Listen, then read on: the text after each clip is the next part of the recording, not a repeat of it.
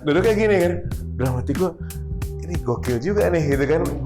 Waktu gue pertama kali kerja, ada bos gue langsung gini, ya gimana pak, gitu kan, ada yang bisa saya bantu nggak pak, gitu. Beda bro, setuju ya, semua setuju. Sini, nggak juga. Collaboration itu juga kayak, ya kalau lu nggak setuju, lu harus speak up.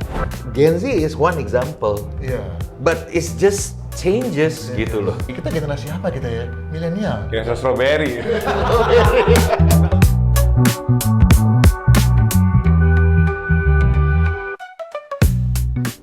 Kita ketemu lagi ya di yang namanya Setelah Titik 2 Podcast. Di episode pertama buat yang belum nonton ya, karena seru banget tuh kita ngobrolin soal yang namanya second curve. Setelah umur 40 mau ngapain? Salah satu hal yang paling mengganggu sekarang nih pembicaraannya adalah untuk orang-orang di atas 40 tahun kalau di dunia kerja nih Gen Z. Bukan Gen Z ya. Nah, Gen Z, kalau Gen Z kan buat mati lampu. Oh benar. Gitu. Kan buat tuh kalau baca di sosial media tuh kayaknya antara yang Gen Z sama yang generasi lainnya tuh kan kayaknya Gen Z ini kayak jadi momok banget. Tapi gue mikir nih, katakanlah 5-10 tahun dari sekarang kan mereka kan akan di posisi kita saat ini, mereka akan nge-lead. Gue jadi mikir kalau kita dari sekarang udah sebel-sebel sama dia atau kayaknya nggak bisa kerja sama, ini kita mau bangun tembok sama mereka atau mau bangun, malah kita mesti berusaha untuk bangun jembatan ke mereka. Ini pertanyaan gue nih sebagai orang awam nih. Nah mungkin gue mau mulai dari Bro Roma the Homie dulu nih. Romi the Homie. Romi the Homie. Kostum dah. Oh iya. Udah siap. Kalau menurut Bro sendiri, Bro mau mewakili lebih condong kemana nih? Gen Z sebagai mesti bangun tembok dengan mereka karena mereka punya value lain, atau mesti bangun jembatan? Kalau Bro ngelihatnya mewakili yang mana nih? Jadi kita ngelihat Gen Z ini kan masuk ke dunia kerja ya, biasanya first jobber, itu pekerjaan pertama. And they're excited ya kan, sangat-sangat excited masuk ke dunia kerja ya. Cuma memang kita ngelihat jadi ada lintas generasi di dalam dunia kerja ya. Lintas generasi maksudnya generation gap ya, maksudnya gitu ya? Ya maksudnya ada beberapa tipe jadinya. Contoh yang sekarang paling banyak X, Y, dan Z. Kalau Y itu mulai dari tahun 81 tuh akhirnya. Nanti kalau yang Z sekarang akhirnya dia umur 22, 23 pokoknya yang pertama lah jobnya. Nah, yang kita ngelihat itu adalah sekarang kadang-kadang masalah komunikasi nih. Komunikasi, masalah gaya komunikasi bekerja sama dari lintas generasi ya. Kalau mungkin X dan Y karena udah lama bekerja sama dalam satu tempat kerja, yang barunya yang Z ini nih, yang kadang mungkin jadi satu, kadang ada some kind of komunikasi miss nih gitu ya. Sering lah itu terjadi tuh miss komunikasi. Contoh, gue bukannya mau iniin Gen Z ya, dari gue juga nggak suka stereotyping, tapi kadang-kadang ya gue dulu sering megang MT ya, management trainee gitu ya, dan kadang-kadang kita ngobrol, kita mau ngasih arahan dan tapi mungkin cara duduknya ini beneran true story ya pengalaman. Jadi misalnya pagi-pagi, gimana kabar? Ini lagi gini gitu. Duduk kayak gini. Selonjorannya. Bukan sikap sempurna gitu ya. Baik mas. Udah satu kata one liner gitu. Duduk kayak gini kan. Dalam hati gue, ini gokil juga nih gitu kan. Waktu gue pertama kali kerja, ada bos gue langsung gini, ya gimana pak? Gitu kan, ada yang bisa saya bantu nggak pak? Gitu. Beda bro. Jadi gue pikir, gue nggak mesti lagi, gue bukan stereotip dan tidak menyamakan, mengeneralisasi Sebelum lanjut ya, Bro memang nggak menstereotip, tapi gue mau mewakili. Kan sebagai generasi yang lebih tua, kan sebelit kayak gitu, gimana Bro? Sebel iya, tapi gimana ya? Supaya nggak stereotip nih. Berusaha bikin lebih sabar lagi gitu ya. Tapi maksudnya kadang kita kasih kerjaan, ya kan kalau nggak ada kerjaan kan beda juga. Kita kasih kerjaan, terus dia kerjain, terus habis itu tiba-tiba datang. Mau minta cuti dong. Nah, kamu kan baru masuk ya kan minta cuti. Ya nih, soalnya agak-agak burn out. Apa gitu kan? Gue pikir, oke, kenapa kamu burn out gitu? Kayaknya pusing juga nih, agak pusingin ya. Kemarin kerjaan begini. Aku perlu healing katanya. Gue bilang, oke, mau berapa lama? Gitu. Ya 3 hari deh, healing. Oke, sip. Ya kita menghargai ya, gitu kan. Oke, kita kasih deh. 3 hari. Habis 3 hari kita telepon, kita WhatsApp. Lah, mana nih yang lagi healing nih? Ternyata hilang. Hilang udah. Gitu kan. Hilang. Habis ini hilang gitu kan. What is this guy? Gitu kan. Tadi kan kita udah kasih ya baiknya. Jadi kadang-kadang terus terang aja ada-adanya kita gemes juga. Kok bisa sih? Lu udah gua kasih, habis cuti, ya kan kasih, tiba-tiba lu hilang tanpa kabar. Apa kabar nih healing terus hilang? Gua nggak ngerti. Terus terang gua nggak ngerti, gua frustasi. Tapi mungkin nggak tahu deh. Menurut lo gimana, bro? Kenapa mereka? Apakah memang gitu tadi duduk selonjoran gitu ya? Kan buat kita tuh kan tidak hormat, tidak bagus. Apakah menurut mereka itu tidak demikian atau menurut bro gimana nih? Well, menurut gua balik lagi ke pertanyaannya Bro Donald pas awal ya, mau dibikin sebagai apa? Tembok atau sebagai jembatan. Kalau gue sih jawaban gue dengan pasti untuk kita harus bikin jembatan. Bikin jembatan dari kita ke arah mereka, gitu maksudnya atau gimana? Nah, mungkin sebelum lebih spesifik dari kita ke mereka atau duluan mereka ke baru kita, tuh gue mau reflect apa yang dibilang sama Bro Roma. Gue dulunya kayak begitu, ya gue nggak usah share examplesnya lah, udah banyak lah kita tahu. Tapi suka nggak suka, mau nggak mau, gue tuh bener-bener punya anak perempuan umur 23 tahun, laki umur 20 tahun gitu loh. Gengsi banget nih. Jadi ya nggak bisa. Gue harus bikin jembatan. Nggak mungkin dong ya sama anak kita sendiri ya. Dan emang ya it's just coincidence ya, momentumnya pas lah dengan apa yang ada di work market sekarang ya, the workforce-nya sekarang ya seperti itu. So emang harus di-ngertiin sih menurut gua. Harus mengerti ini gimana? Zamannya gua dulu gitu atau kita dulu ya. Kita orang kita dibilangin nggak mau, kan nggak ada istilah orang tua kita mesti ngertiin kita kan. Yang ada langsung rotan sapu lidi kan yang mendarat gitu ya. Nah sekarang kok kenapa kenapa nggak mereka yang ngertiin kita? Ini pertanyaan orang pada umumnya yang gue wakilin nih. Iya. Nggak itu sih jadi kayak nggak habis-habisnya.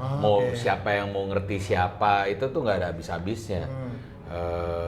Mungkin seperti kayak episode kita yang sebelumnya, ya emang dasar gue tuh orientasinya gue mikir ujungnya mau kemana nih, gitu. Daripada kita ribet, ujungnya mau kemana, gitu. Kan ujungnya mau pada jembatan nih. Iya. Jadi bukan, it doesn't matter apakah kita yang duluan nyesuain baru mereka nyesuain atau mereka duluan atau gimana, tapi yang pasti emang setuju banget dengan pertanyaan lo ya kita harus bikin jembatan. Bagaimana untuk bikin jembatannya ini, ya kan kita harus mikir harus ngertiin dulu gitu. Dan as a starting point tuh jangan nge-label mereka juga. Karena kalau udah nge-label gitu kita udah belum ngapa-ngapain, kita udah bikin tembok sendiri juga gitu jadinya. Untuk ngertiin. Gue ngomongnya gampang, ngerjainnya susah. Beneran, ngerjainnya susah. Nah, mungkin kita nanya sama Roma lagi sebagai seorang profesional di dunia HR gitu ya, human resource. Tadi udah ceritakan sisi healing hilang itu ya. Tapi kan pasti ada sisi baik atau effortnya supaya akhirnya mereka tuh bisa perform atau bisa kerjasama gimana tuh? Iya, mungkin ini joke teman-teman HR juga ya. Rom, kalau kita di sini ada 2 jenis AI nih. Gue bilang, apa 2 jenis AI? Artificial Intelligence dan anak intern. Gue bilang, oh iya ya, tapi apa baiknya buat gue nih kalau dulu jenis AI gitu kan. Tadi nanya apa bagusnya gitu kan. Oh ternyata pekerjaan itu jadi lebih cepat. Kenapa? Anak-anak intern baru masuk dunia kerja, ngerti AI. Contoh, misalnya dia pakai satu tools namanya Canva. Yang dulu kita bikin misalnya poster buat satu event gede itu nge-take mungkin berapa hari-hari gitu ya untuk nyelesain ini. Ini dalam berapa jam bro, kelar itu barang gitu kan. Dia bisa dalam berapa jam udah bisa ngasih 3 pilihan. Gue bilang, gimana cara ngerjain dulu gitu kan. Ternyata mereka bisa ngasih tahu caranya. Oh nih kayak gini, ada namanya prompting. Caranya prompting kayak gini nih pak, gini. Akhirnya gue bilang, ini bagus juga ya bro. Bagus nih ternyata nih kan. Oh, bikinlah program sama teman-teman. Kita bikin namanya reverse mentoring. Nah, pertamanya di pushback dong. Apaan nih Rom? Kok bisa anak muda ngajarin anak yang lebih tua gitu kan? Tapi tunggu dulu bro. Kita kan lihat subjeknya dulu. Dia bilang, oh subjeknya AI based Canva atau apa bro. Boleh deh. Kata yang lebih senior kan, gue nggak tahu tuh caranya. Boleh deh, kita bikin dong. Grup kelas gimana cara menggunakan prompt. ke bapak, ibu-ibu yang itu, wah, appreciate. Yakin ya Mama, akhirnya saya bisa pakai AI. Nah, belajar dari teman-teman yang baru, Gen Z gitu.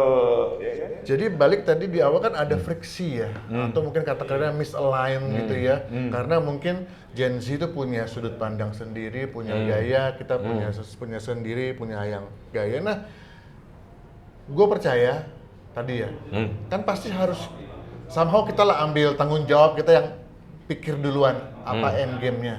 Nah, kalau di dunia korporasi nih, dari pengalaman Bros di masa-masa lalu, bagaimana sih supaya yang tadinya friksi atau misalign itu malah bisa kita turn the table, bisa malah menjadi tadi yang Roma bilang itu, malah menjadi sebuah, bisa menjadi keharmonisan, bisa saling ngisi untuk di kepala orang-orang teman-teman yang bekerja di manajemen level gitu ya, supaya mereka bisa tuh ada cerita atau tipsnya nggak tuh?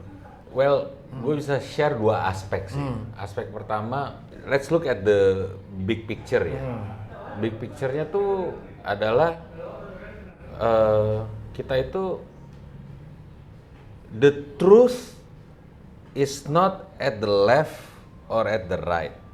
Ya, the truth lies somewhere in the middle. Sama aja. Jadi ya, dan itu tuh banyak berlaku di berbagai macam aspek, termasuk juga ya antara kita dengan, nggak usah ngomongin Gen Z deh. Nah, this is the second aspect. Menurut gue Gen Z is one thing gitu, Gen Z is one thing, tapi emang changes aja in general.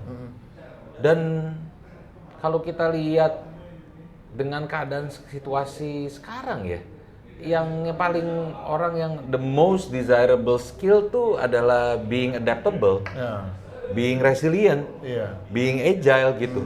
Ya, ada COVID-19, mungkin nanti ada COVID-20 kali. Terus ada Gen Z. Aman dong. Ya, tapi maksud gue adalah these changes, emang lu ya, atau AI gitu. Ya, tuh banyak expert yang bilang tuh dengan ganasnya ini sekarang berbagai macam hal yang bisa kita lakukan gitu, yang nggak kebayangkan. Itu tuh sebenarnya AI itu masih baru chapter 1 bro. Itu masih lanjut semua. Jadi with all these changes emang kita harus embrace aja all those changes. Maksudnya pikirin gimana caranya kita bisa take the best out of it. Satu, embrace, dan juga embrace-nya itu juga nggak berarti kita harus gimana juga. Ya itu yang tadi sempat ngomong, the truth lies somewhere in the middle gitu. We need to adjust here, adjust there, dan yang mengadjust itu ya kita perlu buat semua yang pihak yang terkait itu juga saling adjust juga. Ya, ideally speaking begitu. Melanjutin ini kadang cause your experience in HR dan manajemen trainee ya. Kan ada satu kata yang disembah namanya KPI ya. Ini gue rasa nih karena ini banyak KPI yang tidak suitable untuk dikasih ke gaya kerja Gen Z. Mungkin gitu atau gimana nih? Karena kalau ngomongin KPI kan ngomong performance ya. Tapi menurut gue pengalaman itu mesti saling ngisi sih. Dalam begitu ya, perform. Kenapa harus saling ngisi?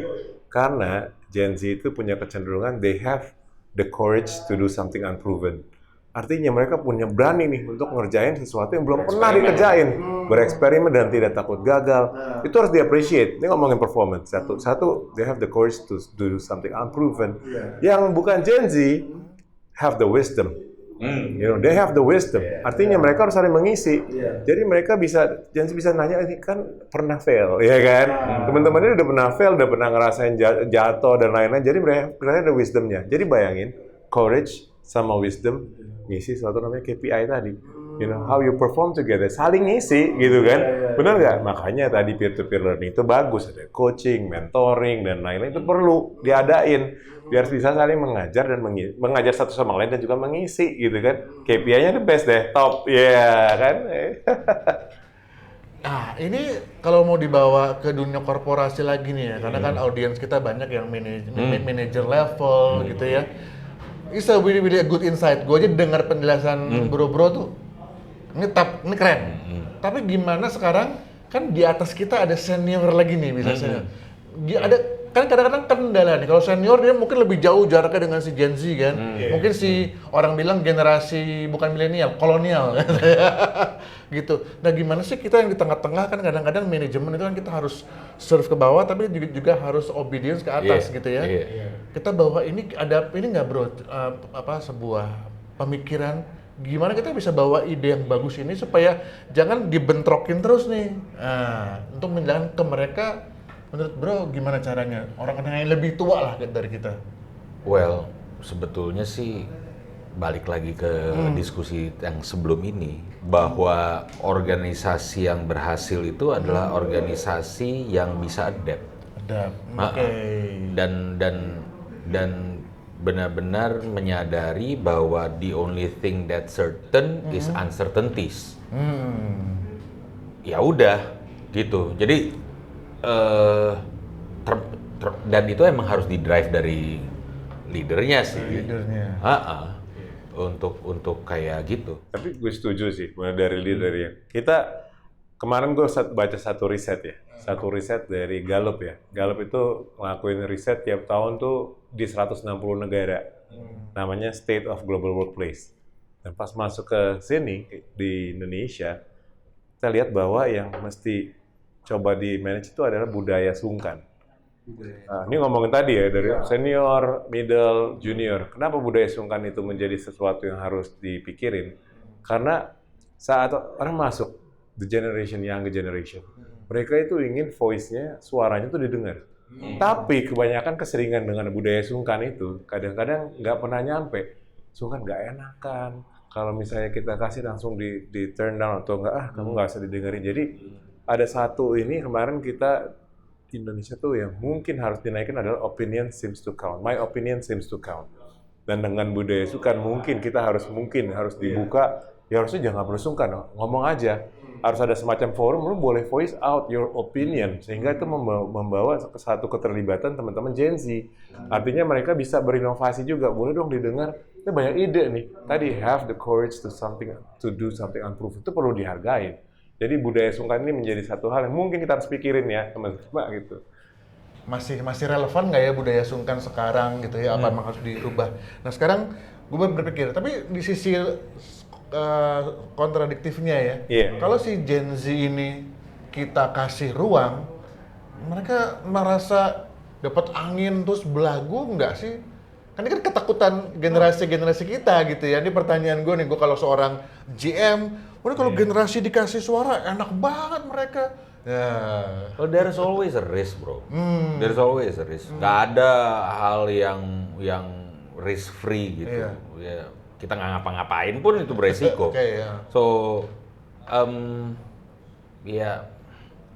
you just try to bereksperimen aja. Cuman ngelanjutin apa yang dibilang sama Bro Roma, speak up ya.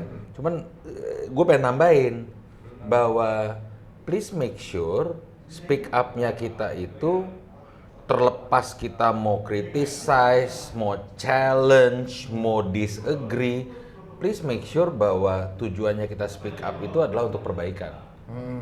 Untuk you have to agree with the objectives. Ini kayaknya gue yang paling sering kalau ngomong mengenai ujung-ujungnya ya. But I think that's clear. Itu emang harus clear banget gitu loh. Lo boleh nggak setuju, lo boleh bilang bahwa aduh ide lo nggak beres, udah nggak valid lagi apa segala macam. Tapi harus untuk ada tujuannya apa. Nah itu tuh yang harus dibikin clear. Nah, gue jadi membayangkan diri gue nih seorang bos gitu ya di perusahaan.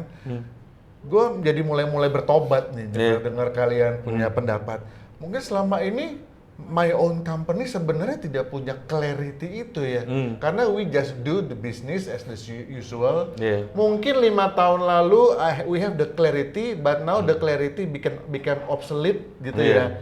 Nah, bener nggak sih kalau itu sebagai satu starting point untuk gue membawa pembaharuan nih kepada perusahaan gue biar bisa beradaptasi, ciptakan clarity dan mengajak si Gen Z. Iya, mungkin gitu. Kalau boleh ini clarity menarik banget ya bro. Karena gue belajar waktu itu pernah di visit company lah di Singapura namanya Netflix ya. Terus gue tanya, loh dari cara bilang kita tuh punya culture values gitu, deck-nya atau presentasinya kita viralin. Gue bilang, kenapa diviralin gitu ya? Kenapa Deck culture kan biasanya deck value sama culture itu kan buat kita di internal, inward sifatnya ya. Ini masih ngomong clarity, gue berusaha penasaran kenapa lu viralin deck culture deck itu. Jadi kalau kita masuk Google nih teman-teman, Netflix culture deck itu keluar image semua. Tuh ada 1, 2, 3, 4, 5, 7 itu kan gue pikir buat perusahaan internal tapi diviralin. Kenapa lu viralin? Ya biar clear. Clarity. Biar clear apa? Why lu mau clarity apa gitu kan? We don't want brilliant jerk. Gue bilang, apa tuh artinya brilliant jerk gitu kan? Brilliant jerk. Nah, gue bilang, ini kata-kata spesifik banget, brilliant jerk. You don't want them. Gue tanya lagi sih director HR nih, apa yang lo maksud sama brilliant jerk gitu? You know, Rom, Netflix ini banyak banget, kita segini nih, CV-nya masuk nih. Banyak banget gitu kan. Banyak banget orang pinter yang mau masuk ke Netflix. Tapi yang kita lihat, ternyata nggak semua orang pinter bisa kerja sama dengan orang lain. Oh, itu brilliant jerk artinya gitu kan. Saat lo pinter, lo ngerasa lo tengah taruh headphone gitu kan, lo kerja sendiri. Tapi ternyata lo nggak ngomong sama orang lain. That's brilliant jerk. You don't even manage stakeholders, right? Gue bilang, iya juga ya. Clarity itu sejak dia viralin si culture deck itu, karena ada sekitar lebih dari 5 tuh, yang benar-benar di situ salah satunya mengenai ya lu mesti bisa kerja sama orang lain gitu loh. Ya kan? Itu menarik ya. Clarity yang dibuat sebelum orang lain masuk gitu. Iya kan? Gimana bro? Ini udah bergerak otaknya nih kayaknya. Ya itu kan yang dibilang contoh yang tadi dibilang sama Bro Roma tuh jadi make sure kalau setiap company kan pasti itu ngeset yang keren-keren tadi itu visi, mengenai visi, misi, values. Nah, itu yang gue lihat sendiri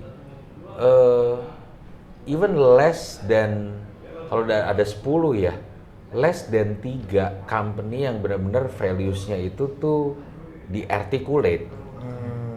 Ya, diarticulate secara konkret. Iya.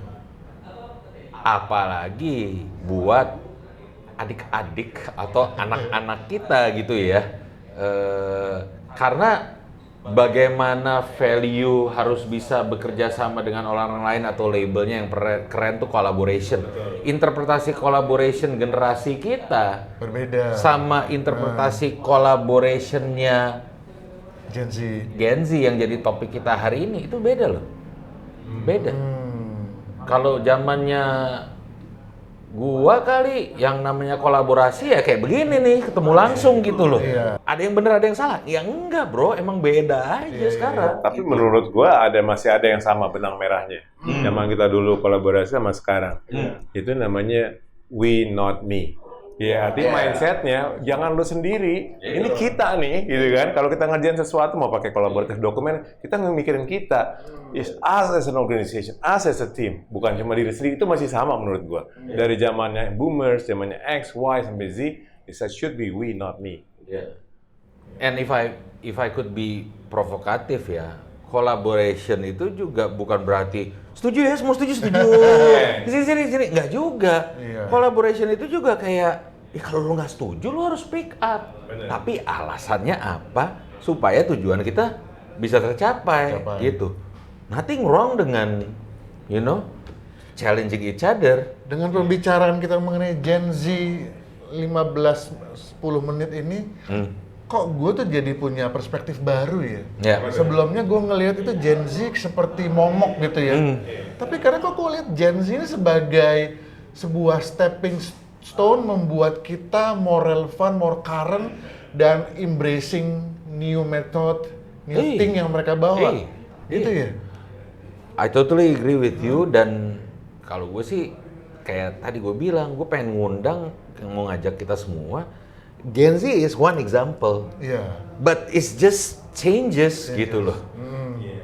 Dan ini garantinya 100%. These changes bakal akan ada terus gitu loh sekarang, especially with this technology. Tapi ya bagus sih lu bawa ini, karena menurut gua kalau Gen Z ada yang nonton bagus sih. Kalau mungkin pesan gua mestinya kalau bisa gua saran, karena teknologinya berubah terus, cintailah proses.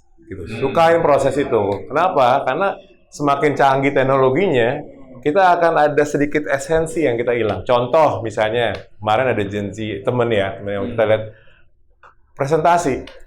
Ambil, ChatGPT atau Gemini. Masuklah ke presentasinya. Gitu kan. Kita tes, kita kan harus presentasikan kita. Kenapa begitu? Kenapa begini? Hilang esensinya. Dia hanya mempresentasikan apa yang AI bilang gitu kan.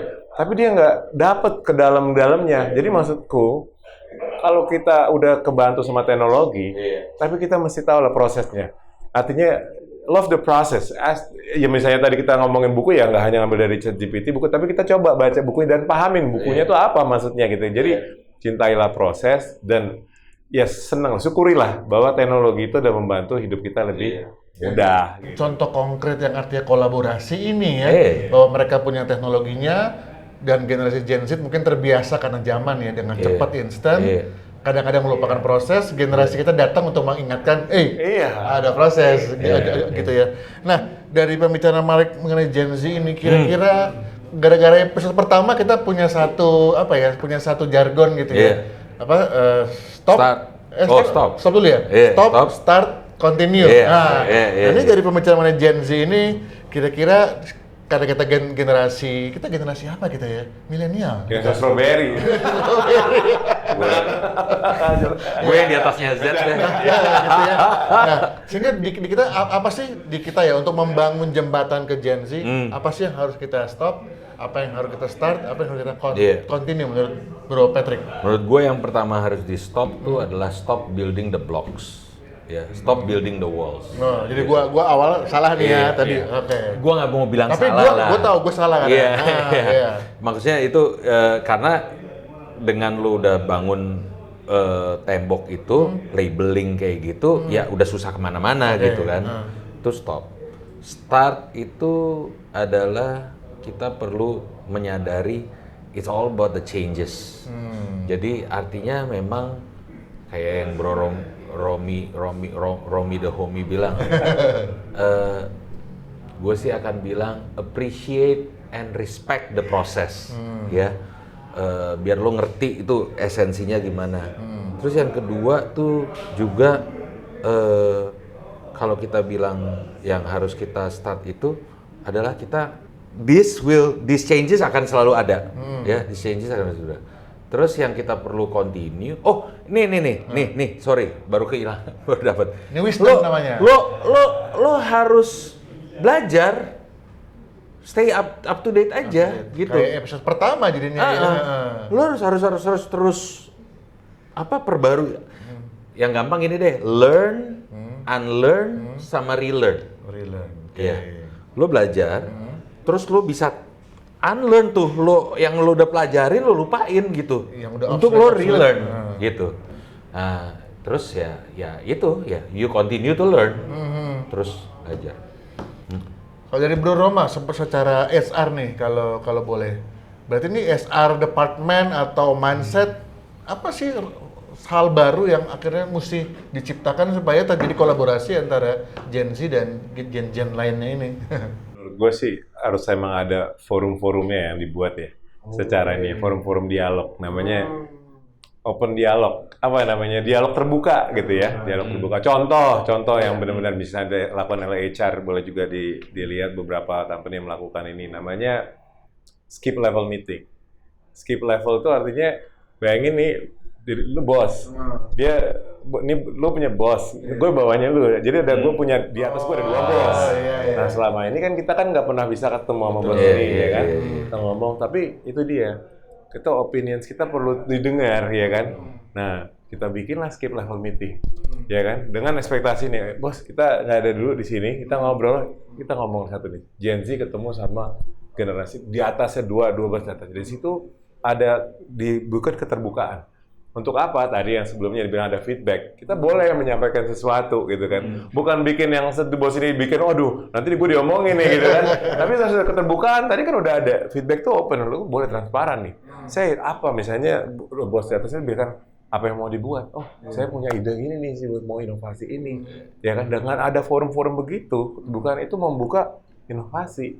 Boleh kita didengar gitu kan. Nah, dengan itu pasti dong engagement yang Gen Z juga akan meningkat karena mereka merasa terlibat ya kan dalam inovasi, dalam hal-hal yang baru yang mau dilakukan gitu kan. Mantap. Jadi sekarang gue merubah nih tone gue ya. Yeah, Jadi thank you loh para Gen Z hadir, kita jadi tetap refresh dan upgrade. Dan sekali lagi di podcast ini kita tidak berusaha mengajarkan atau menyimpulkan, kita hanya menyampaikan pemikiran-pemikiran kita. Mudah-mudahan bisa menjadi sebuah nutrisi untuk kita melangkah lebih baik ke depannya. Keren banget kata-katanya ya. Dan tadi kalau gue boleh tutup gini ya, yang namanya perubahan itu pasti ada. Dan kecenderungan kita sebagai manusia, kita anti perubahan. Sehingga That's human. That's human, sehingga kita mesti berubah diri kita mengembrace perubahan dengan tadi forum diskusi dan lain sebagainya supaya terciptanya kolaborasi. Itu mungkinnya kira-kira ya. Siap. Gue boleh bungkus nih podcastnya? Bungkus Ya. Nah buat teman-teman kalau yang belum subscribe, ayo di subscribe dan di share. Kalau ada pertanyaan mau langsung ke Bro Romi the Homie atau ke Bro Patrick, di komen aja karena pasti akan kita balas ya pertanyaan-pertanyaannya, dan kita ketemu di podcast berikutnya. Kalau ada usulan pembahasan juga boleh kasih di komen, kita gaskan bersama. Siap. Oke, thank you, sampai ketemu lagi. Thank you, bye.